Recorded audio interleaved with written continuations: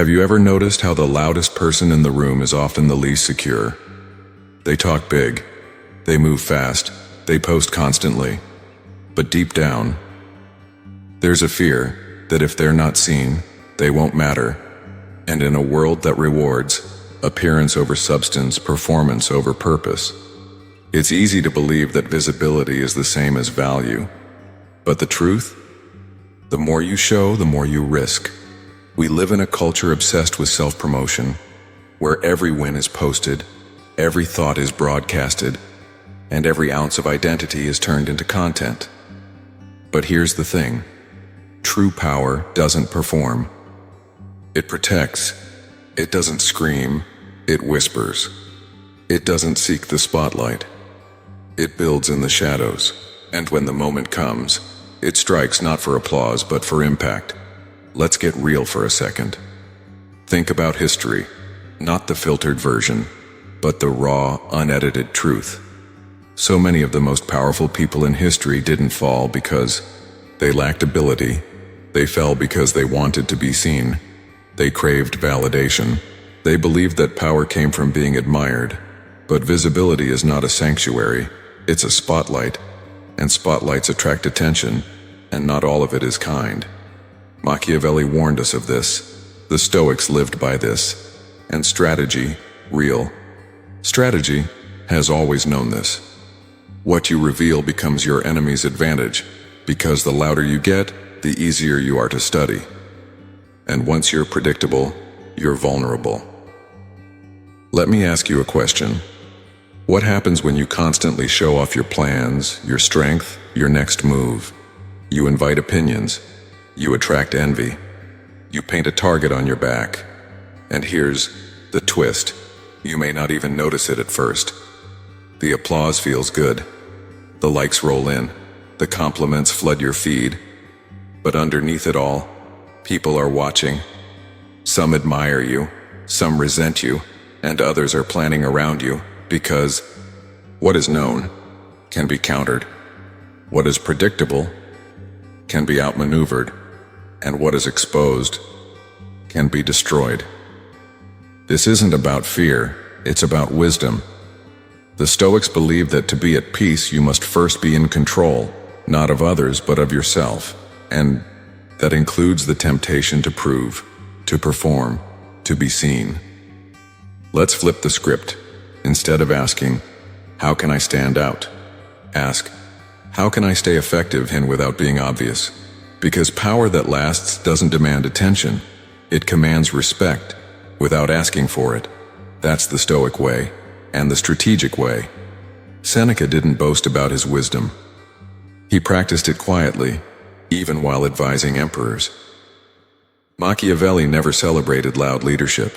He respected the ones who disappeared when necessary, who acted from the shadows, and let others reveal their hand first. And Sun Tzu? His most repeated lesson in the art of war is this: all warfare is based on deception. Appear weak when you are strong, and strong when you are weak. Why? Because invisibility is advantage, and ambiguity is power. Let me tell you a truth most people won't say out loud.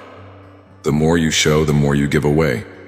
You're not just revealing your strengths, you're exposing your insecurities, your patterns, your limits. And people, especially those with ambition, are taking notes. So the wise, and they say less, they build quietly. They don't show their cards until it's too late to respond. They don't need to prove their power, because their presence speaks louder than any performance ever could. They understand this. Attention isn't leverage. Silence is. Now let's bring this into the present. In an age of social media, endless updates, and instant validation, invisibility almost feels like a sin. You're told, if you don't post it, it didn't happen. If you're not branding yourself, you don't exist. If you're not loud, you're irrelevant. But here's what they don't tell you. Every time you show off your progress, someone is plotting your setback. Every time you share your plan, someone else is positioning to block it. Not because you're doing anything wrong, but because you're making it easy to be studied, predicted, and attacked. Remember, the game is not just about being good. It's about being smart. It's about moving quietly so you can strike effectively. Here's the final idea I want you to take with you. Mystery is a fortress. Visibility is an open door. When people don't know what you're thinking, what you're building, or where you're going, they hesitate. And in that hesitation is your advantage. Let them wonder. Let them guess. While they're busy trying to figure you out, you're moving in silence, preparing your next move, building your empire, one brick at a time. So I ask you, are you chasing attention or building something real? Are you showing off or staying sharp? Because in a world obsessed with being seen, the one who masters being unseen will always have the upper hand. And in the moments that matter most, you won't need applause. You'll have results. Stay with me, because in the next segment we'll uncover exactly how Machiavelli, the Stoics, and the great strategists of history used invisibility as a weapon, and why that strategy still holds the highest power in today's world. Until then, ask yourself this: what am I giving away just to be seen? Because the quietest ones are often the ones shaping the outcome. Part 1. Machiavelli's Art of Concealment. Let me start with a truth you probably feel, but rarely hear out loud. The more you show, the more you give away. We live in a world where visibility is everything. Show your wins, speak your mind, announce your plans, be loud, be bold, be seen. But what if I told you that the people who hold real power don't live this way? What if I told you that true power doesn't need to prove itself? It hides, it watches, it waits. Think about it. When someone is constantly trying to prove they're strong, aren't they really proving that they feel threatened? When someone can't stop bragging, performing, showing off, what they're really saying is, I need you to believe I matter. But the person who is grounded, who knows their strength, they don't need to say a word. That's the kind of power Niccolo Machiavelli wrote about. Not the kind that yells from the throne, but the kind that moves the board without being noticed. In The Prince, Machiavelli doesn't teach rulers to dazzle crowds. He teaches them to disappear when necessary, to move like a shadow, to be underestimated, to let others speak while they listen. Why? Because Machiavelli understood something few leaders ever grasp until it's too late. The moment you shine too brightly, you become a target. You think admiration makes you safe? It doesn't. It makes you vulnerable. Because human nature doesn't admire greatness, it envies it. And envy? That's the seed of betrayal. The moment you flaunt your success, your intellect, your influence, most people won't be inspired. They'll be intimidated. They'll feel small. And instead of growing themselves, they'll start trying to tear you down. You see this in politics, in business, even in your personal life. Ever had a friend start acting distant after you succeeded at something they wanted? Ever felt the tension rise after you shared a personal win? It's not always malice. It's insecurity. People rarely celebrate what reminds them of their own lack. That's why Machiavelli warned, don't display your superiority, disguise it, stay modest, not to deceive, but to protect. Here's something to remember. Attention is a trap. The more people see you, the more they evaluate you, the more they study you, the more they plan around you. Machiavelli said that attention breeds scrutiny, not security. And when you become the center of the stage, you're not in control anymore. The crowd is. Now your image has to be managed. Now your words are dissected. Now your moves are anticipated.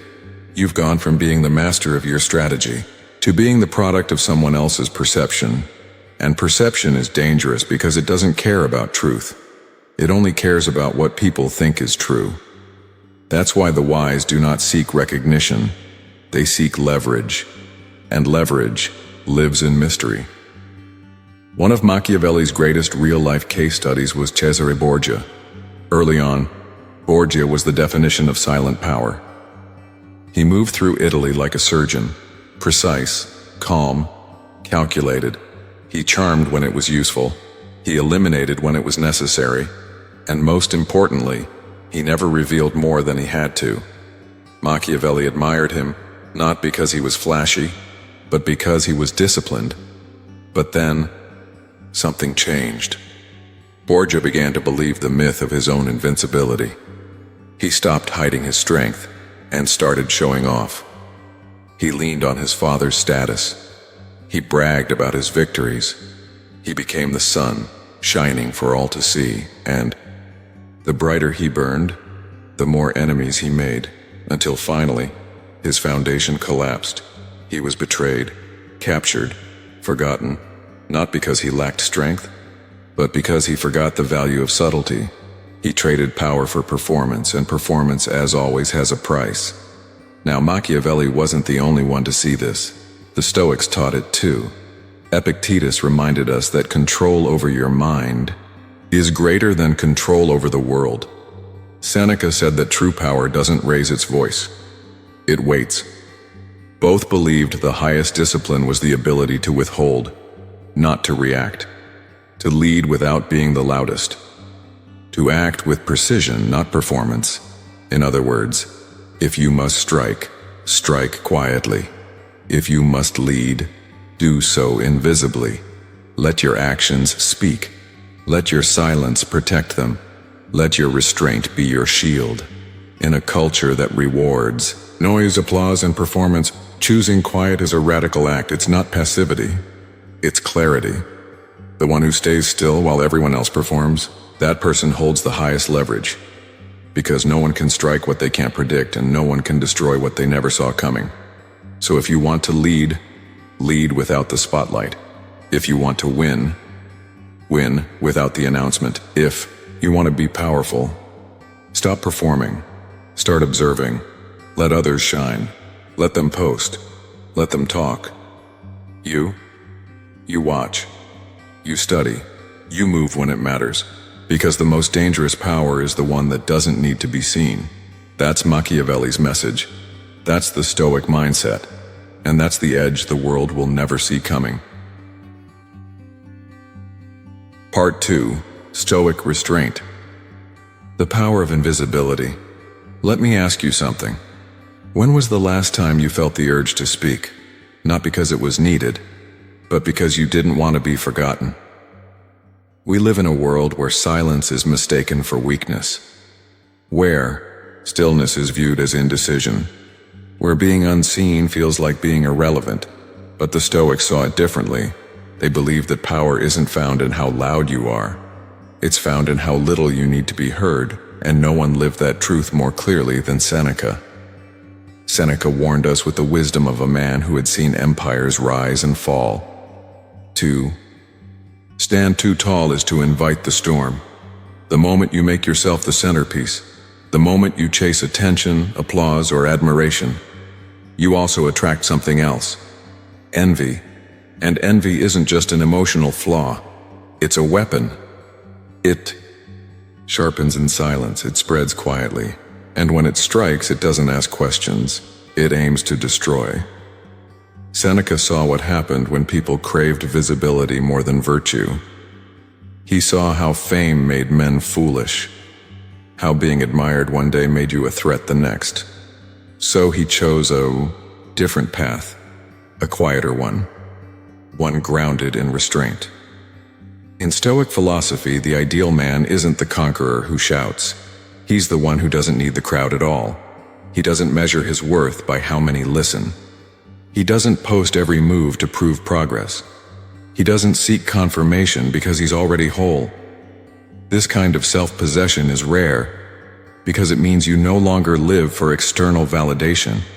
You no longer trade peace for performance. You begin to trust stillness. And in that stillness, you grow stronger. The Stoic doesn't talk for attention. He talks only when the silence truly needs breaking. He isn't reactive. He's intentional. He isn't interested in dominating the conversation. He's listening, observing, calculating. And when he does speak, His words land differently, not because they're loud, but because they're rare. Think about this. You walk into a room. You're successful. You're confident. You've worked hard to get here. But the moment you start showcasing your wins, what happens? Some people clap, others smile, but a quiet few, start comparing, start judging, start resenting. Not because you hurt them, but because you reminded them of what they haven't become. That's the dangerous part. Because the spotlight doesn't just highlight your strengths, it also awakens other people's insecurities. And insecurity has toppled more leaders than failure ever has. So what do the wise do instead? They move through the room without needing to be the center of it. They command respect without demanding it. They influence without needing credit. Because in the world of true strength, the less you reveal, the more you control. You don't need everyone to know what you're building. You don't need every win to be seen. You don't need to speak just to fill the silence. Invisibility, to the Stoic, isn't hiding. It's strategy. It's choosing not to be seen so you can see more.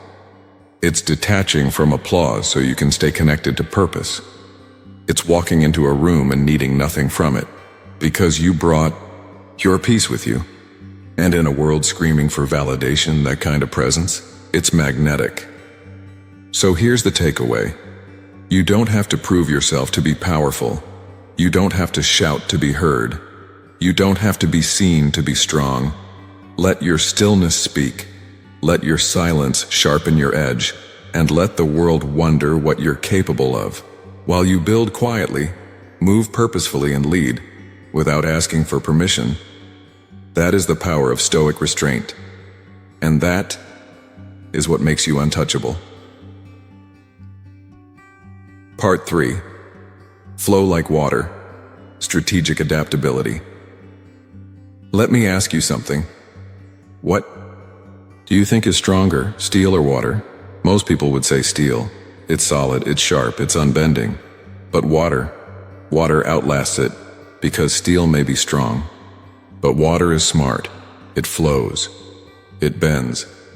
It disappears into silence, slips through cracks, carves through stone, and never loses its nature. And that's exactly how real power works. In both Stoic and strategic philosophy, there's one principle that rises above the rest. Power is not in being loud, it's in being formless. The strongest presence in the room isn't the one who dominates, it's the one who's hard to read, the one who adapts, the one who doesn't fight with force, but with flexibility, because when you're fluid, you become unpredictable. And when you're unpredictable, you become unstoppable. Now let's get practical. When you boast, when you show off too soon, when you try to impress before the work is done, you create a blueprint for your enemies. They see what you're capable of. They study your moves. They learn your rhythm. And once they understand you, they start looking for the cracks. You may think you're gaining influence by revealing your strength. But the truth? You're becoming predictable. And in the world of strategy, predictability is vulnerability. Now contrast that with mystery.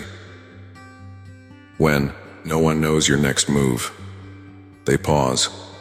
When they can't read you, they hesitate.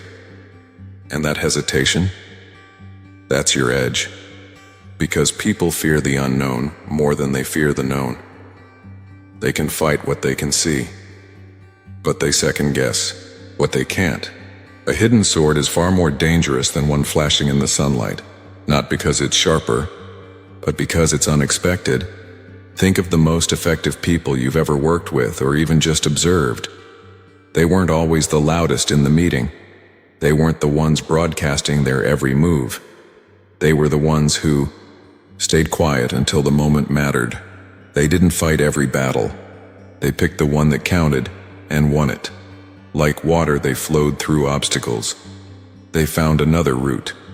They adapted before the problem even arrived. This isn't weakness. This is precision.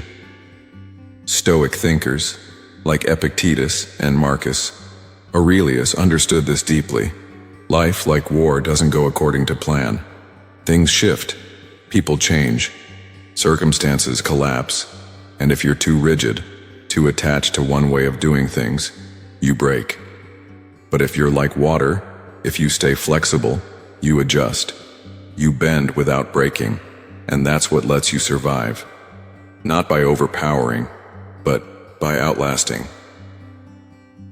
You don't need to be everywhere. You don't need to explain your every move. You don't need to flex your strength just to prove you have it. Let them guess. Let them underestimate.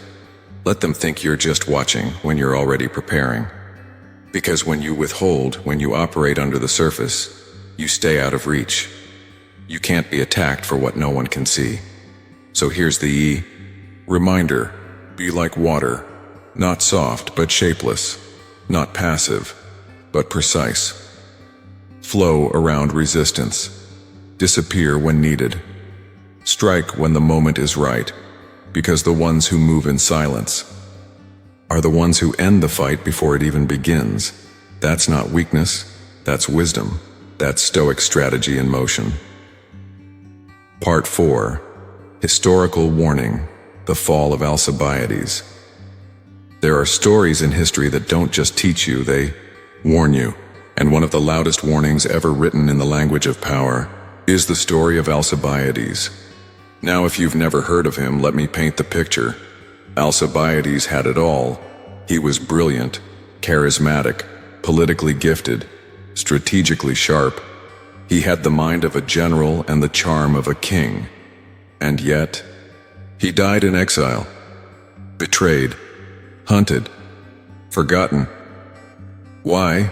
Not because he wasn't capable, but because he couldn't resist the spotlight. Alcibiades wasn't just influential, he knew he was. He trained under Socrates. He had the bloodlines, the beauty, the brains. He could have changed history through quiet precision. But instead, he craved applause. He wanted to dazzle, to be adored, to be seen. And that hunger, that need to be admired more than to be effective, is what destroyed him. You see, Alcibiades had one fatal flaw that Stoics and strategists both would have warned him about. He mistook visibility for invincibility. He thought being admired meant he was safe. He thought attention equaled influence. And he believed that being unforgettable made him untouchable. But admiration is not the same as loyalty. And applause is not the same as security, because the moment your power becomes a performance, you stop being a strategist and start becoming a spectacle, and spectacles are designed to end. At first, it worked. He rose quickly. He played Athens, Sparta, and even Persia like chess pieces. He was clever, adaptable, magnetic. But as the praise grew, his pride grew faster. He mocked his rivals. He flaunted his talents. He played every side, confident no one could catch him. But confidence without restraint is not strength. It's blindness. And eventually the same spotlight that elevated him exposed him. The envy he provoked, the enemies he underestimated, the people he used. They all came back, and when they did, he had nowhere left to hide. This is exactly what the Stoics taught us to avoid. Pride opens the door. Exposure invites the fall. Seneca would have said, to stand too tall is to invite the storm. Machiavelli would have seen it coming from a mile away. He would have warned, you can be powerful, or you can be praised, but rarely both. Because the more people see you, the more they assess you. And the more they assess, the more they envy. And envy never just observes, it plots. Alcibiades' story isn't just ancient history, it's a mirror. It reflects what happens when we build our identity on being admired. So ask yourself, are you chasing influence or applause? Are you working in silence then or performing for attention? Are you showing your strength or preserving it? Because here's the hard truth. Visibility feels powerful, until it becomes a map for your enemies. The more you show, the easier it is to strike. The more predictable you are, the more replaceable you become. That's not strategy. That's surrender. You don't need to vanish to be safe, but you do need to stop handing out your plans like invitations. Not everyone deserves access. Not everyone needs to know what you're building. Not every win needs to be broadcasted. The Stoics understood that power kept in reserve is power multiplied, and Machiavelli would remind us, the most dangerous strength is the one no one sees coming. So let Alcibiades be your warning, not because he wasn't brilliant, he was, but because he let brilliance blind him to danger. He lost his empire not through weakness, but through exposure. And you? You don't need to repeat his mistake. Let your work speak. Let your legacy grow quietly, and let your strength stay sharp by staying unseen. Because when your value no longer depends on being visible, you become untouchable. Part 5. The Art of War, Strategic Silence. Let me start with this. The moment they see you coming, the battle is already harder to win. That's not paranoia. That's strategy. And no one understood this better than Sun Tzu, the ancient master of warfare and, author of The Art of War. He didn't glorify brute force. He didn't preach domination. He taught something much deeper. All warfare is based on deception. The supreme art of war is to subdue the enemy without fighting. In other words, silence isn't just peaceful, it's powerful. There's a reason why the best generals, the most effective leaders, the most dangerous minds, are often the quietest in the room. Because once people see your strength, they prepare for it. Once they can define your tactics, they start building around. Then once you become visible, loud, and explainable, you give them a map. And when someone has a map, they start looking for the cracks. They plan counters. They form alliances. They predict your moves because you made it too easy. That's not just a missed opportunity. That's a strategic mistake. Generals who make history. They win before the war even begins, not by shouting, not by marching in first, but by using misdirection, discipline, and silence. While their enemies are flinching at shadows, they're already positioned to strike. And by the time their presence is known, it's already too late. This isn't just military strategy. It's life strategy. Because whether you're leading a business, protecting your vision, or building something personal, you don't owe the world your roadmap. You owe yourself leverage, and leverage lives in what others don't know about you. Let's talk about Uriah, a man whose downfall came not from weakness but from virtue on full display. In biblical history, Uriah was loyal, honorable, pure. He was exactly the kind of man people should trust, but he became too visible. His goodness, his consistency, his refusal to play politics made him a threat. He didn't rebel. He didn't betray. He simply became a mirror, a reflection of what those in power had lost. And because of that, he had to be removed. He wasn't punished for his actions. He was punished for what his presence exposed. The lesson? Even goodness, when exposed too openly in a corrupt environment, can invite destruction. In the world of strategy, the greatest threat isn't always the loudest enemy. It's the one you never saw coming. Because what's seen can be blocked. But what's hidden, what's flexible, what moves in silence, that's unstoppable. When you operate in quiet, you aren't avoiding power, you're protecting it.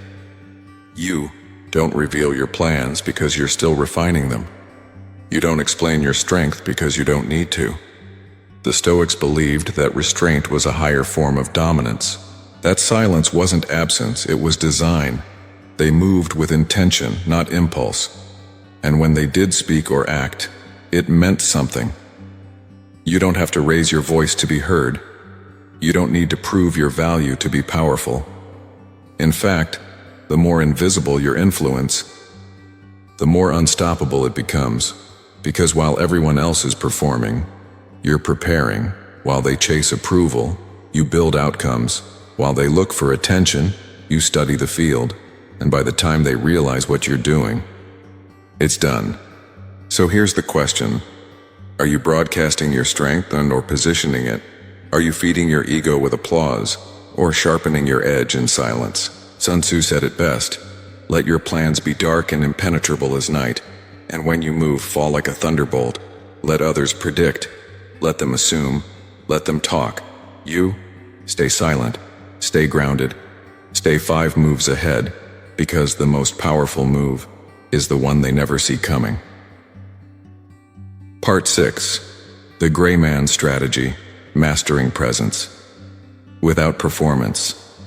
Let me tell you something that may feel counterintuitive. The most powerful person in the room is usually the one you don't notice.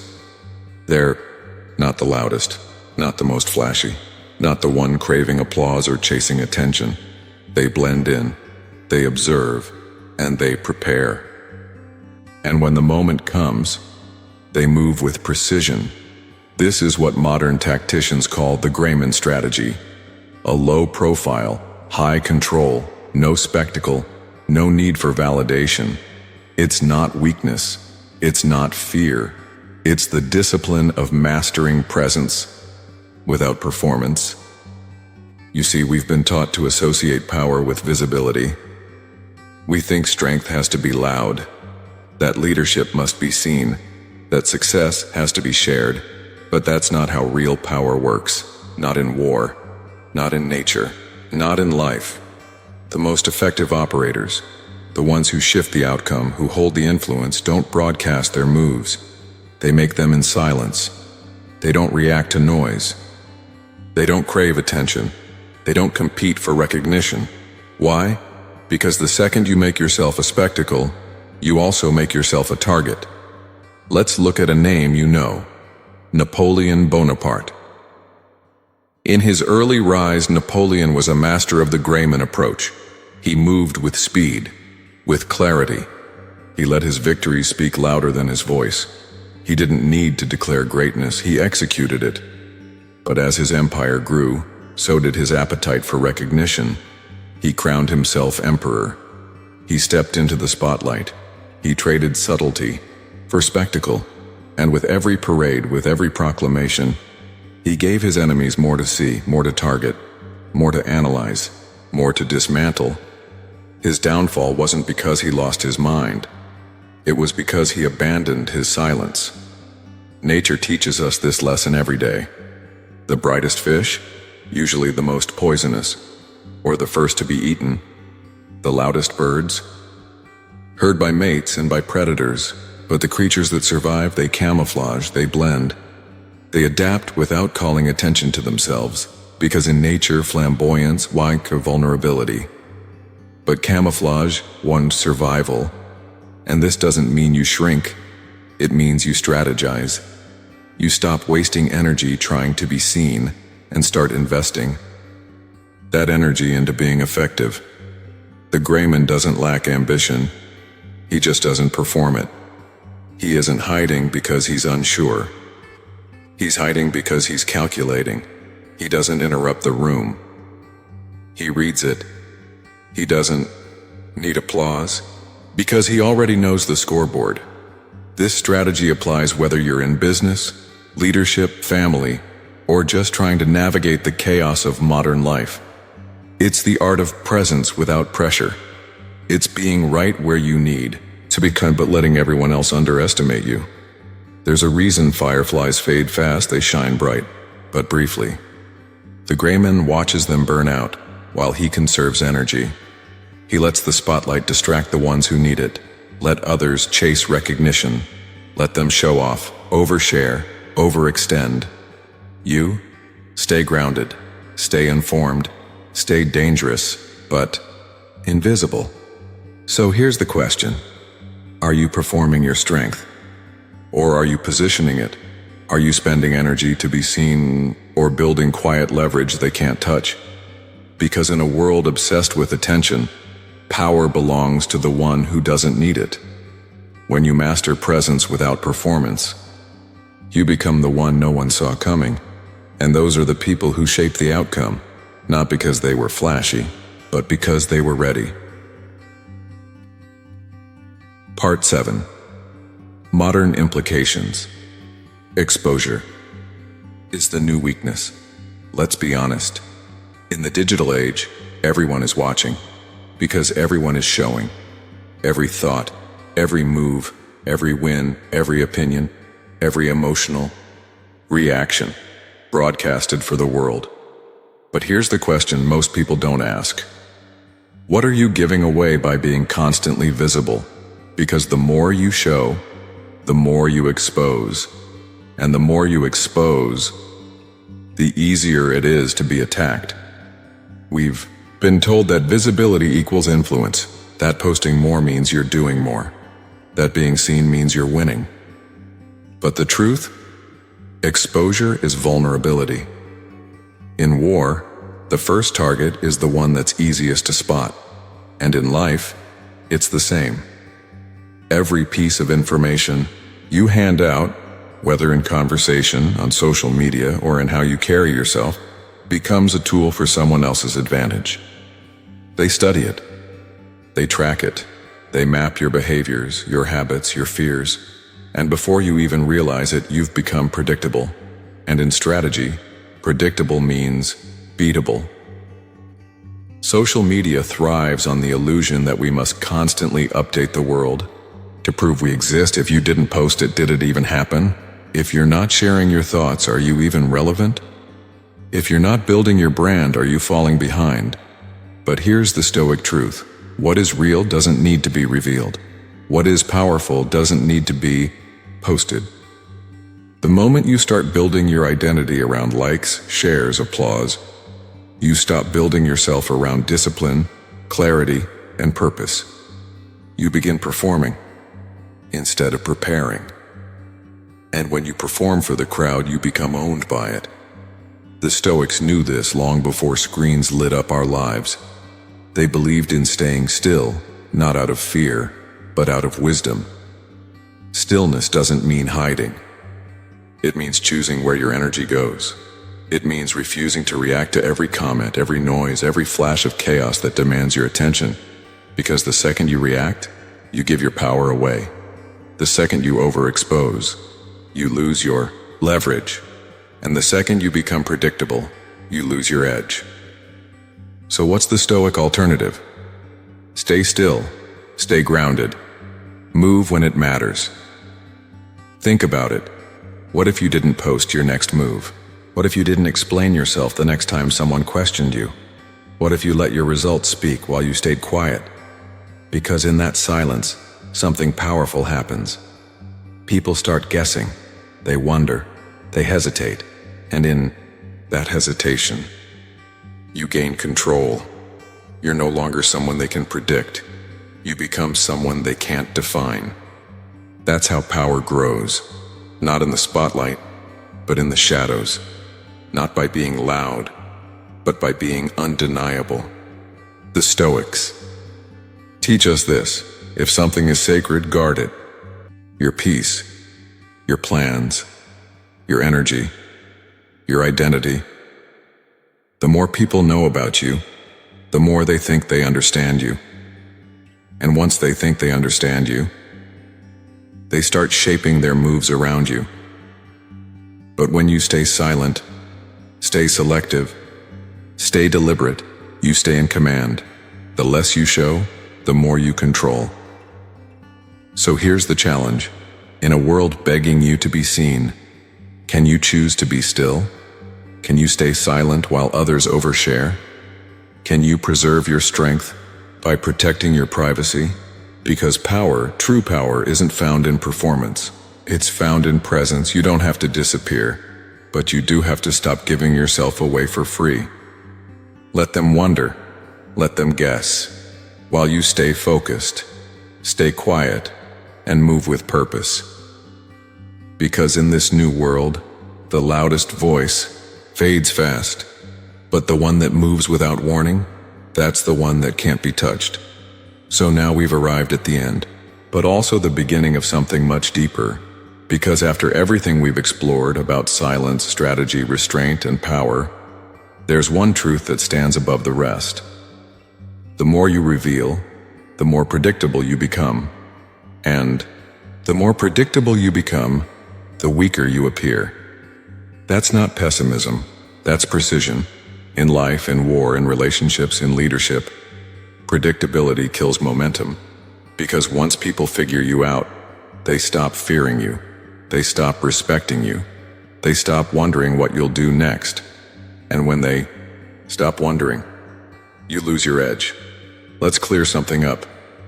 Staying hidden, holding your tongue, withholding your plans. That's not weakness, that's discipline. Because anyone can speak, anyone can post, anyone can perform, but to stay grounded when your ego is begging to be fed, to remain silent when the world demands you explain yourself, to execute without applause, that takes mastery. The Stoics knew this. They believed that real strength doesn't live in the reaction, it lives in the restraint. And it's that restraint that allows you to move wisely, not wildly. Look back through history. The rulers who shouted their power fell quickly. The empires that depended on spectacle collapsed under the weight of their own noise. But the ones who moved quietly, the ones who let the results speak for them, who didn't chase the spotlight but controlled the field, they endured. Because quiet power doesn't burn out. It builds. It sharpens. And when the moment comes, it acts with precision, not desperation. Here's the truth that most people miss. Spectacle feeds the ego, but strategy feeds the mission. One makes you feel important, the other makes you effective. And in a world where everyone's trying to be seen, the one who chooses to be underrated, that person gains an unfair advantage, because no one prepares for what they don't see coming, and no one resists what they can't predict. So here's your final reminder. You don't need to announce your next move. You don't need to defend your reputation. You don't need to prove your worth. Let your character prove it. Let your consistency prove it. Let your results do the talking, while you stay calm, stay sharp, and stay underrated. Because the greatest power isn't in being seen, it's in being undeniable. So, stay quiet, stay grounded, and let them underestimate you. Because when they finally realize what you're capable of, it'll be too late for them to stop it. And that's not just power, that's wisdom.